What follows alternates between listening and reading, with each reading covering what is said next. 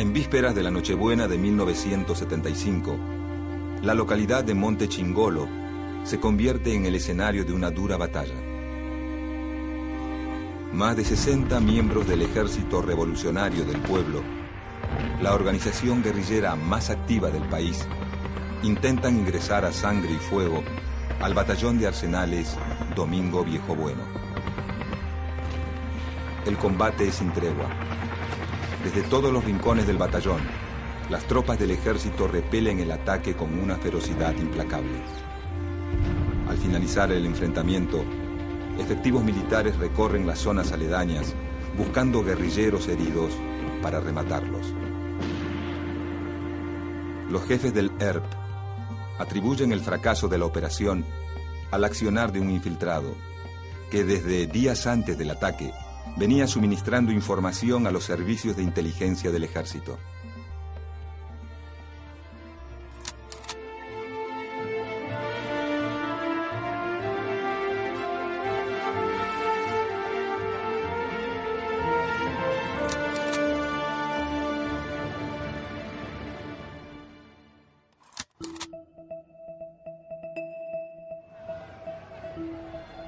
...1966... marca el inicio de una década asignada por la violencia política en Argentina. Ese año llega al poder un nuevo gobierno militar, presidido por el general Juan Carlos Onganía. Cuando asume Onganía, el conflicto internacional llamado Guerra Fría se encuentra en pleno apogeo. El bloque capitalista, liderado por los Estados Unidos, intenta frenar el crecimiento de su principal enemigo y competidor, el bloque comunista, comandado por la Unión Soviética y con presencia en América Latina a partir de la Revolución Cubana de 1959.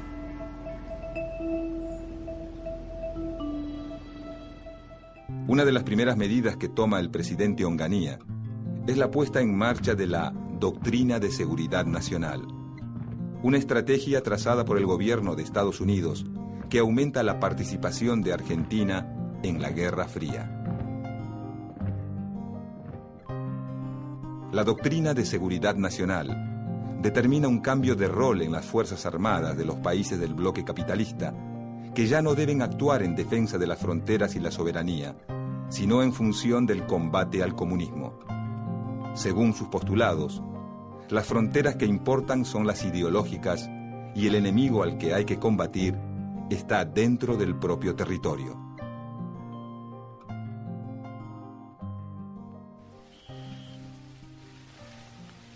Desde 1963 a 1966, el Pentágono ha entrenado en sus centros especiales de Panamá a 18.000 militares latinoamericanos. La dictadura de Onganía pretende imponer en el país una disciplina de cuartel. A la prohibición de todos los partidos políticos añade un fuerte clima de represión y censura. En los primeros días de 1967, Onganía lanza un plan económico sumamente antipopular. La respuesta de la sociedad no se hace esperar. En todos los puntos del país, las críticas al gobierno crecen. En ese contexto autoritario, un sector de la sociedad argentina, y en particular una parte importante de la juventud, empieza a considerar a la lucha armada revolucionaria como la forma de cambiar el sistema. En el surgimiento de esa idea influyen la simpatía que despiertan las luchas de liberación nacional en Argelia y Vietnam.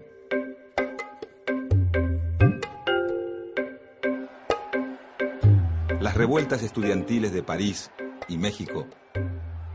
Y fundamentalmente, la fascinación que genera el triunfo de una revolución socialista en América Latina, la Revolución Cubana. Una victoria que muestra al socialismo como una alternativa real para los latinoamericanos. A todo esto, en 1967, un argentino con un papel decisivo en la Revolución Cubana es asesinado en Bolivia mientras intenta extender la lucha revolucionaria. Ese argentino pronto se convierte en el ejemplo para una generación. Ernesto Che Guevara. Vengo cantando esta samba con redoble.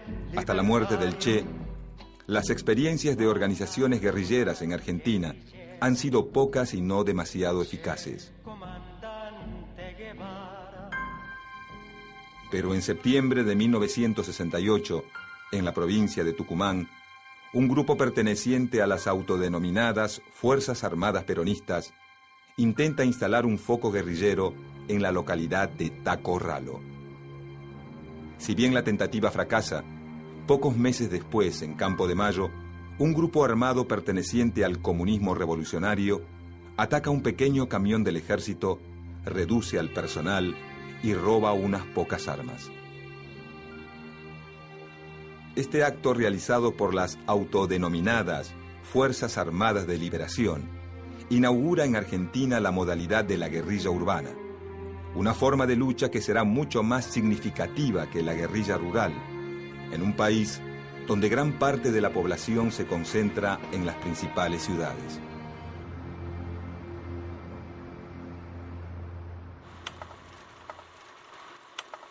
Llegado mayo de 1969, la situación del gobierno militar se complica. Huelgas, movilizaciones y ollas populares se multiplican por todo el país. El clima de represión termina por licuar las diferencias entre los sectores opositores más combativos.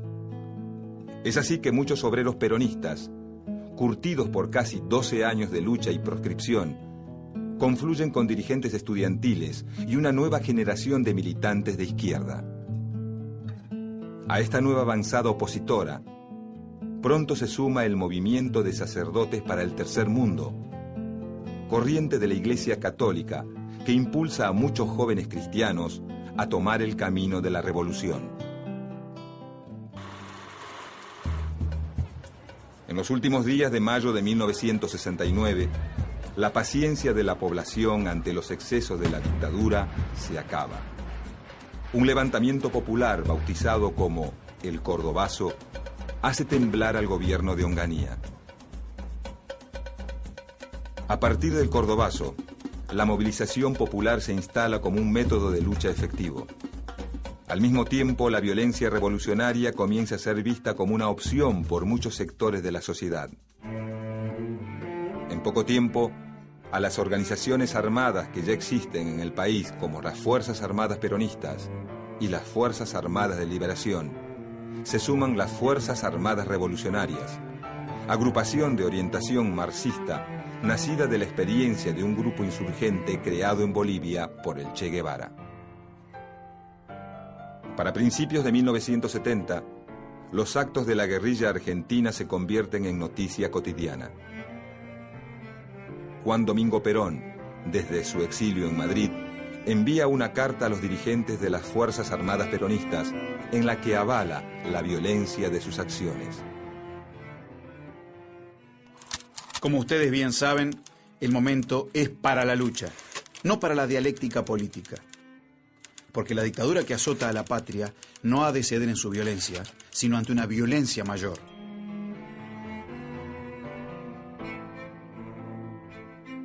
En 1970 marca la entrada en escena de dos nuevas organizaciones guerrilleras.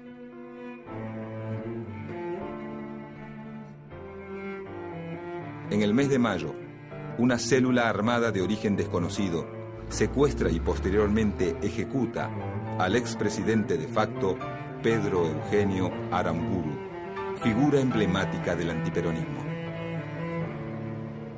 Nada se sabe de los autores del secuestro. Posteriormente, una nueva organización guerrillera llamada Montoneros se hace cargo del hecho. Los montoneros llamamos a la resistencia armada por una patria libre, justa y soberana, con Perón en la patria. Perón o muerte, montoneros.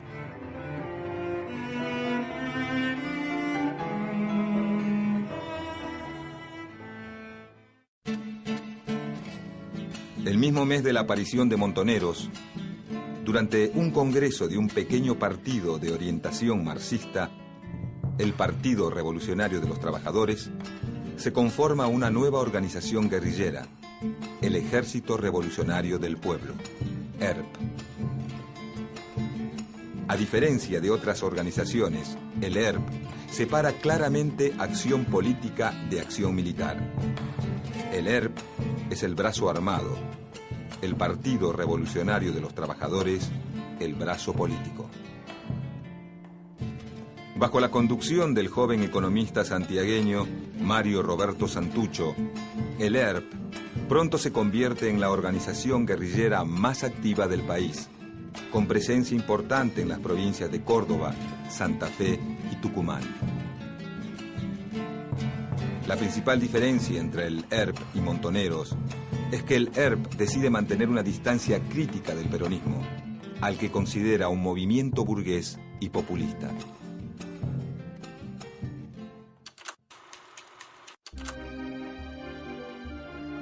En marzo de 1971, en la provincia de Córdoba, un nuevo levantamiento popular bautizado el Viborazo provoca la caída de Roberto Marcelo Levingston, el sucesor de Onganía, y obliga a hacerse cargo del poder al verdadero hombre fuerte del ejército, el teniente general Alejandro Agustín Lanusse. Asediado por la creciente ofensiva guerrillera, Lanusse no tarda en comprender que el regreso de Perón al país es inevitable, por lo que intenta llegar a un acuerdo con el viejo líder, que incluye el fin de la proscripción del peronismo y un llamado a elecciones para 1973. Perón, que desconfía de las intenciones de Lanusse, sigue alentando las acciones de la guerrilla peronista, sabiendo que la agitación interna le da más margen de maniobra política.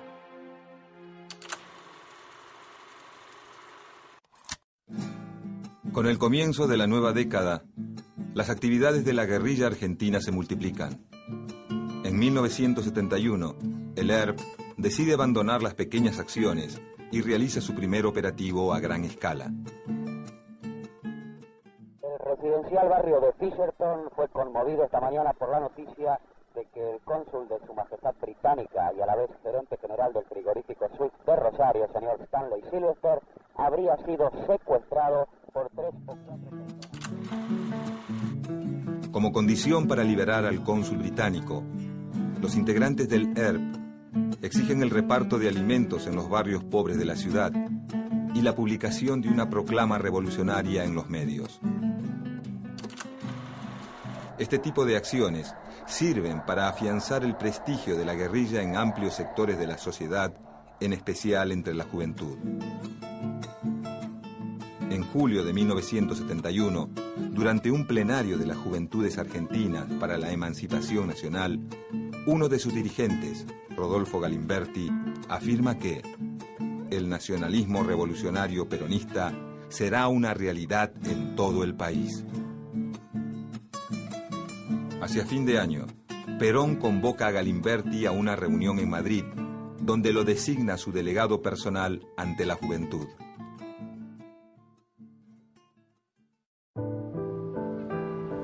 Para 1972, las actividades de la guerrilla argentina consisten principalmente en el ataque a policías y militares, y las organizaciones buscan financiarse mediante el secuestro extorsivo de empresarios por los que se piden cuantiosos rescates.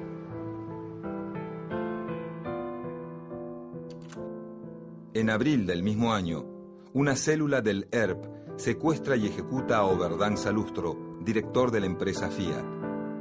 El mismo día de la muerte de Salustro, en la ciudad de Rosario, un comando conjunto del ERP y las Fuerzas Armadas Revolucionarias asesina al general Juan Carlos Sánchez, comandante del Segundo Cuerpo de Ejército.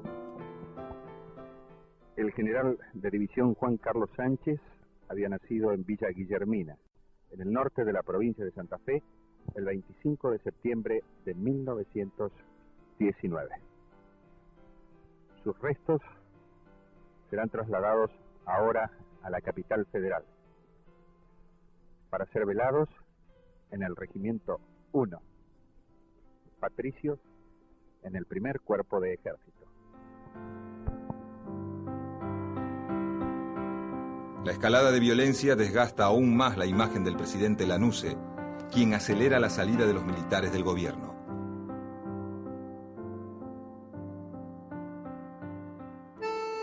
Durante la etapa final de la dictadura, se genera un intenso debate dentro de las organizaciones armadas.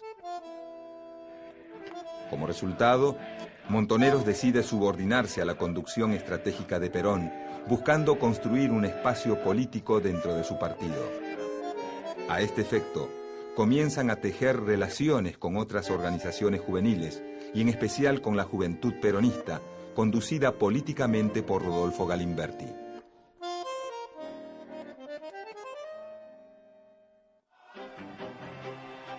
Para mediados de 1972, la Juventud Peronista y Montoneros se convierten en un verdadero fenómeno de masas que alcanza una gran importancia dentro del peronismo. En pleno estado de fervor militante, las organizaciones armadas reciben una dura noticia. En la provincia de Chubut, un grupo de 19 militantes del ERP, Montoneros y de las Fuerzas Armadas Revolucionarias, detenidos por la dictadura, logran fugarse del penal de Rawson. En su intento por escapar del país, son interceptados por fuerzas militares en el aeropuerto de Trelew. Acaban de manifestar miembros de las organizaciones armadas, FARC, ERP y Montoneros, que después de haber realizado esta entrevista y haber llegado a la masa de la población a través de la prensa escrita, es factible, y ellos lo han decidido así, entregarse incondicionalmente sin ningún tipo de violencia. Reiteramos que esto... Una semana más tarde, en la base naval Almirante Sar, 16 de los 19 detenidos son fusilados por efectivos de la Marina de Guerra. La noticia de los fusilamientos produce una ola de repudio hacia las Fuerzas Armadas, a la vez que genera una enorme simpatía por los guerrilleros, a quienes muchos ven como jóvenes idealistas dispuestos a dar la vida por la causa del pueblo. Ana María de Santucho. Carlos Astudillo. Adrián Toschi. Presente. Hasta la victoria.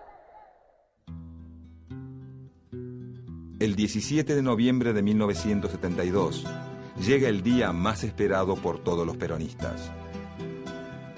Perón logra volver al país, pero Lanusse idea una cláusula que le impide presentarse como candidato a la presidencia. Ante este escenario, Perón designa como candidato a su delegado personal y hombre de mayor confianza, Héctor José Cámpora.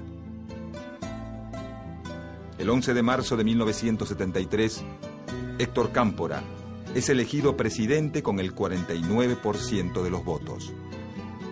El triunfo de Cámpora abre un nuevo escenario de lucha dentro del peronismo. Los sectores más ortodoxos del partido y la CGT tradicional, liderada por José Ignacio Rucci y Lorenzo Miguel, ven con creciente malestar el avance de la Juventud Peronista y Montoneros, por lo que empiezan a tejer alianzas para desplazarlos. Al mismo tiempo, las Fuerzas Armadas Revolucionarias y Montoneros se fusionan e impulsan la llamada tendencia revolucionaria, una corriente interna del partido gobernante que busca relacionar peronismo con socialismo. A escasos días de la asunción de Cámpora, Galimberti hace un llamado a la creación de milicias populares para proteger a la incipiente democracia. Pocos días más tarde, desde su residencia en Madrid, Perón destituye a Galimberti de la conducción de la Juventud Peronista. Sin el apoyo de Perón, Montoneros decide llevar a cabo un doble juego. Por un lado, sigue planteando la continuidad de la guerra revolucionaria. Por el otro, varios de sus cuadros políticos ocupan cargos de importancia en el gabinete de Cámpora. Bueno, Montoneros siempre se definió como una organización político-militar, ¿no es cierto? Es decir, nosotros utilizamos la violencia de abajo contra la violencia de arriba, es decir, la violencia justa, en defensa propia, en última instancia. Si retornara la violencia de arriba, retornará naturalmente la violencia de abajo.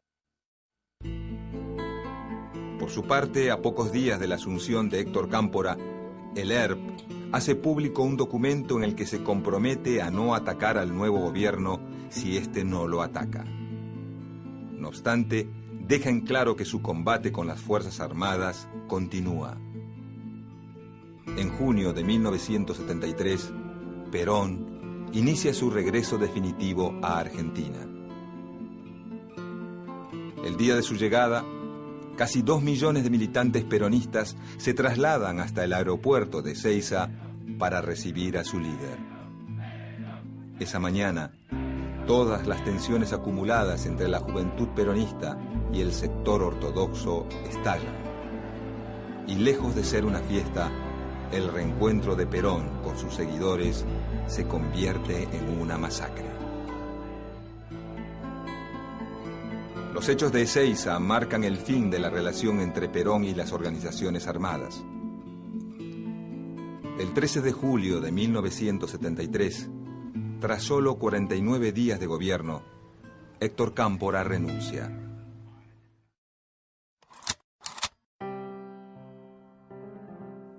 Pocas horas más tarde, el presidente provisional hace un llamado urgente a elecciones.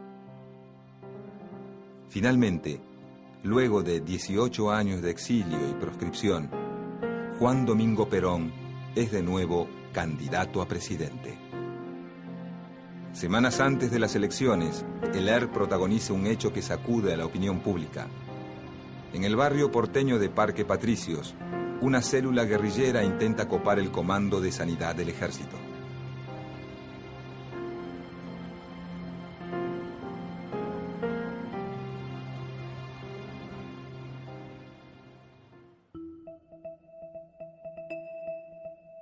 El 23 de septiembre de 1973, Perón es elegido por tercera vez presidente de los argentinos. Con su llegada al gobierno, la violencia política aumenta. A 48 horas de la elección, Montoneros asesina a José Ignacio Rucci. La muerte de uno de sus principales colaboradores termina de definir la posición de Perón, quien 2 semanas más tarde muestra su rechazo a las organizaciones armadas, asumiendo la presidencia vestido con un uniforme militar. En los primeros días de 1974, el ERP intenta copar el regimiento de Azul, el destacamento del ejército más importante del país.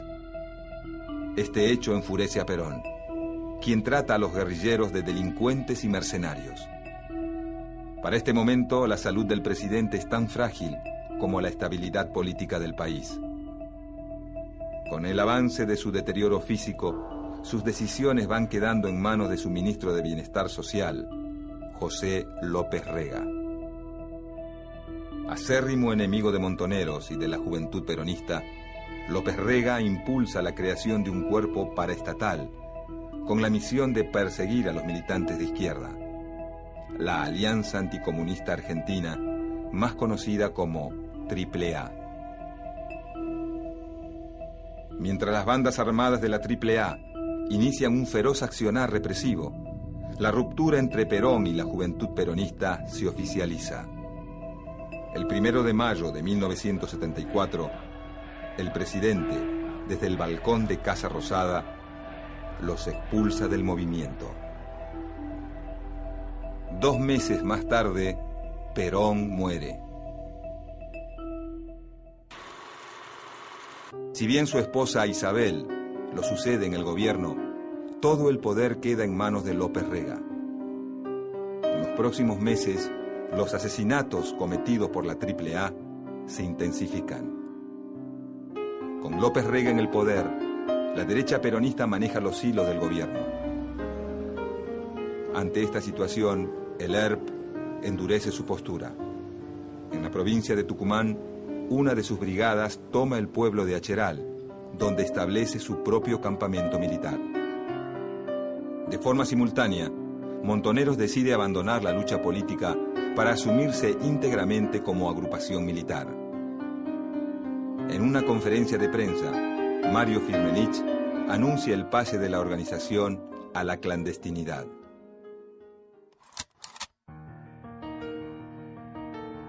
Llegado 1975, a la compleja situación política se suma una gran crisis económica que termina por destruir la imagen pública de López Rega, quien se ve obligado a huir del país. Sobrepasada por la situación, Isabel Perón decide tomar licencia de sus funciones, dejando el gobierno en manos de Ítalo Luder, presidente del Senado. Las Fuerzas Armadas aprovechan el momento para pedir carta blanca en el combate contra la guerrilla. En medio de las presiones, Montoneros asalta el Regimiento 29 de Infantería de Formosa. En el durísimo enfrentamiento mueren 13 miembros del ejército, en su mayoría soldados conscriptos. Al día siguiente, Luder da a conocer una serie de decretos, en los que autoriza a las Fuerzas Armadas, textualmente, a aniquilar el accionar de la subversión. Para principios de 1976, la guerrilla argentina está militarmente derrotada. El fracaso de su ataque al batallón de Monte Chingolo significa un duro golpe para el ERP, que pierde en la operación a sus cuadros más entrenados. Por su parte, el incremento de las acciones violentas de Montoneros genera un creciente rechazo de la opinión pública a la organización. El aumento de la represión estatal no hace más que endurecer la posición de los jefes guerrilleros, quienes conciben su enfrentamiento con las Fuerzas Armadas como un combate ejército contra ejército. Llegado el mes de marzo, la democracia agoniza y las Fuerzas Armadas se aprestan a dar un nuevo golpe de Estado. Muchos miembros de las organizaciones guerrilleras apuestan al golpe pensando que este abrirá el escenario definitivo de una situación revolucionaria. Pero esta situación revolucionaria nunca se produce. En cambio, las Fuerzas Armadas inauguran una etapa de terrorismo de Estado que establece en el país una brutal maquinaria represiva destinada a la persecución, la tortura y la desaparición de personas.